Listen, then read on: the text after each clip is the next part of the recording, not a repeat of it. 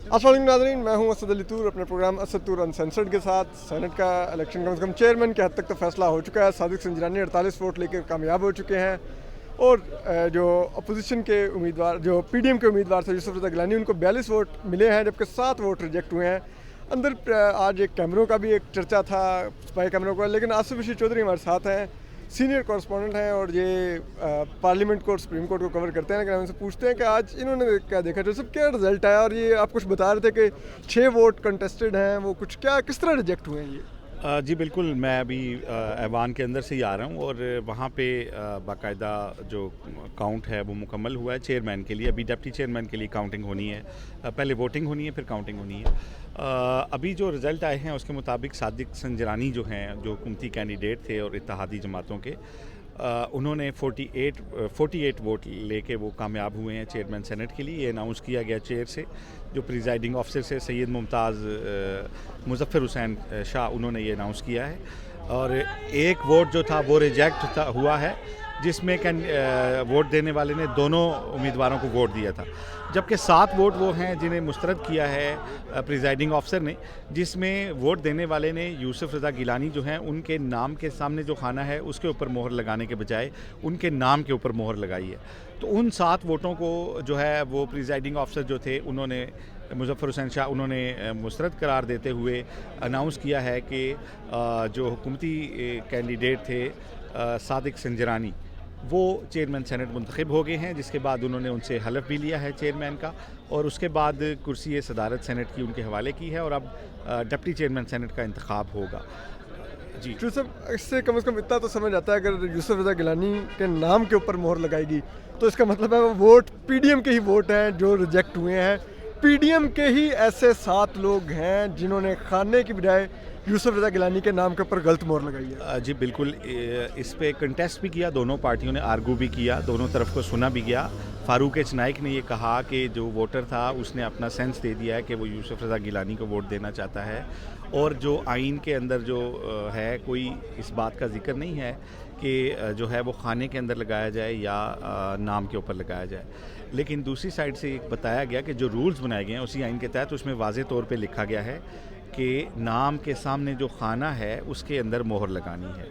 तो ये आर्गूमेंट जो था इसको बाय किया जो प्रिजाइडिंग ऑफिसर थे मुज़फ़्फ़र हुसैन शाह, और उन्होंने उन 7 जीडीए से जिनका ताल्लुक है जी, और उन्होंने इनको मुस्तरद किया। लेकिन अगर आप इस इलेक्शन के ऊपर अगर आप कोई एक राय लेना चाहें एज इंडिपेंडेंट, एक जो मैं ऑब्ज़र्व कर रहा था आज सुबह से इसको, तो मेरा ख्याल है ये जो काउंटिंग है ये आज इस इलेक्शन से बहुत पीछे रह गई है। सुबह जो कैमरों वाला इशू हुआ वो आज के इस सारे इलेक्शन के ऊपर जो है वो इससे आगे चला गया, और ये जो इलेक्शन था ये पीछे रह गया। बेसिकली ये पाकिस्तान की पार्लिमानी तारीख़ में खुफिया तौर पे तो शायद हुआ हो, किसी को मालूम नहीं है, लेकिन जब आईने पाकिस्तान के तहत एक बात तय हुई कि खुफिया वोटिंग का लिखा हुआ है, और इसी तरह की खुफिया वोटिंग का जो है जो सेनेट के सारे इंतखाब का लिखा, जिसे हुकूमत सुप्रीम कोर्ट में भी लेके गई, पहले इलेक्शन कमीशन में लेके गई, वो सारा अमल होने के बाद आज फिर उस अमल की निगरानी के लिए कैमरों का लगाया जाना और पकड़ा जाना,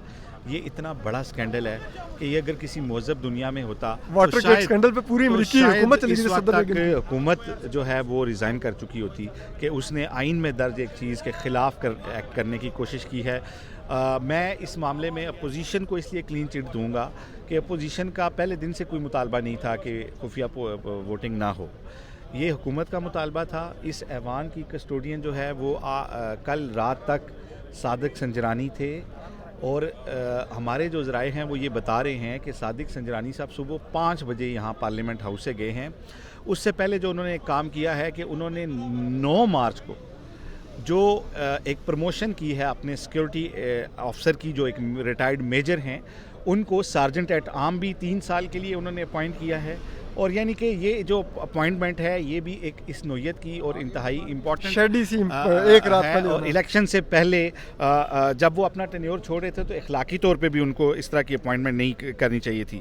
लेकिन सिक्योरिटी से रिलेटेड हाईएस्ट पर्सन की जो है उन्होंने उसको जो उन्होंने टेन्योर भी दिया, वो ये सारा ये सारा एक मेलाफाइडी एक इस सारे अमल को साबित करता है। वैसे तो सुनैन साहब ये और के अलावा भी ये पूरी हुकूमत ही वीडियो फिल्मों पर चल रही है, लेकिन आपका क्या मानना है कि क्या मालूमात है, क्या अभी तक सामने आया कि कौन लोग थे जो ये आते जाते रहे? सुना है कोई स्पेशल ब्रांच वालों ने भी देखे, कोई शोर भी मचा। देखें, इसके ऊपर बहुत सारी बात हो रही है कि लेकिन हतमी बात इस पे यही है कि आप देखें कि इस सारे ऐवान के अंदर सीसीटीवी एक एक इंच कवर्ड है। अगर वो सीसीटीवी फुटेज निकाली जाए तो कल्प्रिट्स पकड़े जा सकते हैं, और अगर सीसीटीवी फुटेज ज़ाया हो जाती है या दस्तयाब नहीं होती तो इसकी बराह रास्त जिम्मेदारी चेयरमैन सेनेट पे आती है, सेक्रेटरी सेनेट पे आती है, और जो सिक्योरिटी के इनके सार्जेंट एट आर्म हैं उनके ऊपर आती है, क्योंकि इस्लामाबाद पुलिस की सिक्योरिटी सिर्फ बाहर तैनात होती है। असद, आपको पता होगा कि अंदर इस सिक्योरिटी को नहीं बुलाया जाता। स्पेशल ओकेजन्स पे अगर रिक्वायर्ड हो तो एक दरख्वास्त जो है स्पीकर ऑफिस से सार्जेंट एट आर्म करता है, और स्पीकर अरेंज करते हैं कि बाहर से पुलिस के कुछ जवान अगर अंदर चाहिए हों। अदरवाइज़ ये इस्लामाबाद की पुलिस की जो सिक्योरिटी है वो इस प्रीमिसेस के आउटसाइड द प्रीमिसेस है, इसकी बाउंड्री वॉल्स तक है, इसको आउटसाइड दी इसकी सिक्योरिटी को इंश्योर करती है। लेकिन जो इनसाइड ऐवान के अंदर है, गैलरीज के अंदर है, इस बिल्डिंग के अंदर है, वो सारी सिक्योरिटी सार्जेंट एट आर्म के मातहत होती है, जो सेक्रेटरी नेशनल असम्बली और एक तरफ सेक्रेटरी और दूसरी तरफ सेक्रेटरी सेनेट को जवाबदेह होते हैं, और उनके ऊपर उनके बॉसेस स्पीकर होते हैं नेशनल असम्बली में, और सेनेट में चेयरमैन सेनेट होते हैं। तो वो बराह रास्त जिम्मेदार हैं। अगर ये फुटेज ज़ाया होती है या नहीं मिलती तो इसकी जिम्मेदारी चेयरमैन सेनेट पे आती है, सेक्रेटरी सेनेट पे आती है, और सार्जेंट एट आर्म जो हैं उनके ऊपर आती है, और इसकी एक इंडिपेंडेंट इंक्वायरी होनी चाहिए। दूसरा सर, जो आपने कहा कि वोटर ने आपने जो मेरे से एक सवाल किया था, मैं उसका भी जवाब देना चाह रहा हूँ कि आपने कहा कि वोटर ने सेंस तो दी कि जिन्होंने यूसुफ रज़ा गिलानी के नाम के ऊपर मोहर लगाई। तो ऐसा मैं इसको इसलिए नहीं समझता कि ये बड़ी कैलकुलेटेड मूव है। हुकूमत ने अपने वोटों से ज़्यादा वोट हासिल किए बगैर कामयाबी हासिल की है कि उसके ऊपर ये इल्ज़ाम भी ना आए कि उसने किसी के वोटर ख़रीदे हैं। और ये 7 लोग, ये 7 बैक स्टैबर्स हैं, ये वही बैक स्टैबर्स हैं जो हुकूमती बेंचों पर भी होते हैं, ये वही बैक स्टैबर्स हैं, साथ ही निकलते हैं, और ये साथ ही हैं। और ये उस गिलानी साहब के सेनेटर बनने के अंदर भी इन्होंने ही रोल अदा किया था, अपनी हुकूमती जमात की पीठ में छुरा घोंपा था, और आज इन्हीं बैक स्टैबर्स ने अपनी अपोजिशन की PDM की जमात में की पीठ में छुरा घोंपा है। मैं नहीं समझता कि कोई सेनेटर ऐसे नाबल्द हो सकते हैं कि वो सामने खाने के बजाय नाम के ऊपर वो मोहर लगाएं। ये ऐसे लोग हैं जो दानिस्ता अपना वोट ज़ाया करते हैं, और एक कंट्रोवर्सी भी पैदा कर दी उन्होंने, और वो कहीं पे हलफ भी दे सकते हैं कि हमने गिलानी साहब को वोट दिया। तो ये सारे वही लोग हैं जो जिनका अपना कोई ज़मीर नहीं होता, जो बिके हुए लोग होते हैं, जो पहले कौमी असम्बली में उन्होंने अपने फ़न का मुजाहरा किया और आज सेनेट में अपने फ़न का मुजाहरा किया। बड़ी अहम बात की आसिफ रशीद चौधरी साहब ने कि 7 बैक स्टैबर्स हैं मौजूदा हुकूमत में। पिछले 1 साल से अगर देखा जाए तो मौजूदा हुकूमत को सहारा देने में 7 बैक स्टैबर्स बहुत ज़्यादा सामने आ रहे हैं। ये बड़ी दिलचस्प बात है। आसिफ रशीद चौधरी साहब बता रहे थे कि 7 बैक स्टैबर्स ने एक दफ़ा फिर हुकूमत को शर्मिंदगी से बचाया है। तो इस पर भी हम बात करते रहेंगे। हमारे साथ राशिद हबीब साहब भी हैं, सीनियर सहाफ़ी हैं, उनसे भी पूछते हैं। सुप्रीम कोर्ट भी कवर करते हैं, इसके अलावा पार्लियामेंट भी आते हैं, बड़े मंजे हुए सहाफ़ी हैं। राशिद साहब, आप बताइए, आपने क्या देखा, ये किस तरह से सारा अमल हुआ कि 7 लोग, उनको समझ नहीं आया, वो नाम पर मोहर लगा? समझ नहीं आया नहीं। हमने अब तक एसोसिएशंस के इलेक्शन लड़े हैं, और आपको पता है कि जो मुल्क में जो भी नीचे निज़ाम चल रहा होता है वो ऊपर वाले निज़ाम के ताबे ही होता है, यानी कॉन्स्टिट्यूशन के। हमारे RIUG के इलेक्शन होते हैं, प्रेस क्लब के अपने, हमारी पास के और दीगर जो मुल्की इलेक्शन होते हैं सतह पर, जनरल इलेक्शन, बलियाती इलेक्शन, ये इनमें जब भी कोई मुतनाज़ा वोट होता है जैसे कि ये थे, तो बेशुमार लोग हैं, ज़ाहिर है मुल्की सतह पर तो जाहिल लोग भी हैं, वो फिर उसने उसका ये देखते हैं कि उसने निशान कहाँ लगाया। अगर वो उस खाने के बजाय नाम के सामने है या नाम के ऊपर है लेकिन उसके खाने के अंदर अंदर है, तो हम उसकी यही कहा जाता है कि इसकी इंटेंशन इसी उम्मीदवार को इलेक्ट करने की थी। हाँ, अगर वो निशान बाहर जा रहा है ठीक है, या वो टिक के बजाय कोई और निशान है, क्रॉस है या दस्तखत है, फिर वो रिजेक्ट होता है। लेकिन अगर वो स्टैम्प है और उस खाने के अंदर है और नाम के ऊपर है, तो फिर हमेशा वो वोट वैलिड वोट तस्वर होता है। यही कॉन्स्टिट्यूशन कहता है। यही बात फारूक H नाइक ने एट द एंड अपने आर्गूमेंट्स में कही, और उन्होंने ये भी कहा कि जब पोलिंग शुरू हो रही थी तो आपके जो सेक्रेटरी हैं उन्होंने भी यही कहा कि खाने के अंदर मोहर लगानी है, सामने या ऊपर का कोई तस्करा नहीं किया।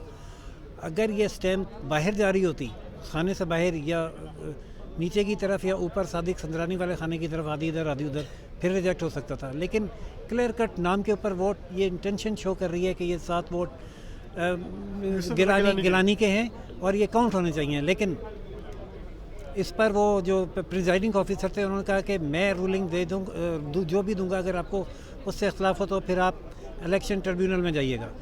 तो पीपल्स पार्टी ने रिजेक्ट तो कर दिया और अब वो ट्रिब्यूनल में जाएंगे। अभी तक जो है संजरानी की विन जो है वो उस पर सवालिया निशान बाकी है। टेक्निकल और मुतनाज़ा विन है, ये मामला जाएगा। अगर ये इनकी पार्टियां पीडीएम फैसला करती है तो उसमें क्या कहते हैं उसको, ट्रिब्यूनल में। बसूरा दीगर ये परसेप्शन चल रहा था कि अगर गिलानी साहब बन जाते हैं चेयरमैन सेनेट तो शायद मार्च ना हो, जो 26 को मार्च होना है वो ना हो और पीपल्स पार्टी विड्रॉ कर दे। लेकिन अब ये लगता है कि मार्च ही होगा, जिसको कहते हैं ना उनसे फिर शिकायत ही होती। और वो मार्च, अब आपको क्या लगता है राशिद साहब के अब उस मार्च का रुख अब भी इस्लामाबाद की तरफ होगा या अब उसका रावलपिंडी की तरफ से हो सकता है? मेरे लिए ये कहना मुश्किल है। ये फैसला तो पीडीएम के बड़े ही करेंगे। लेकिन जो नून लीग ने कल जिस तरह की प्रेस कॉन्फ्रेंस की है उसके बाद मार्च का इस्लामाबाद में कोई बनता है? और मौलाना साहब तो यही चाहते हैं कि वो पिंडी की तरफ हो।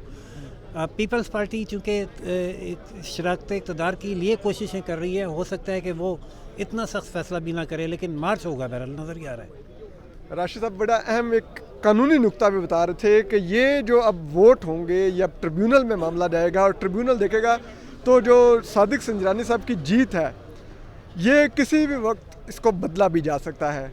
अगर वो वोट 7 ट्रिब्यूनल ने एक्सेप्ट कर ली जो यूसुफ रज़ा गिलानी साहब के नाम के ऊपर मोहर लगी हुई है तो ये रिजल्ट बदला भी जा सकता है। तो हम आपको इस पर आगाह करते रहेंगे, बड़ी दिलचस्प हक़ाइक़ बताए। इस दफ़ा भी 7 बैक स्टैबर्स आए हैं जिन्होंने हुकूमत को बचाया है। 7 बैक स्टैबर्स। बहरहाल अपना ख्याल रखिए और सलामत रहिए। अल्लाह हाफ़िज़।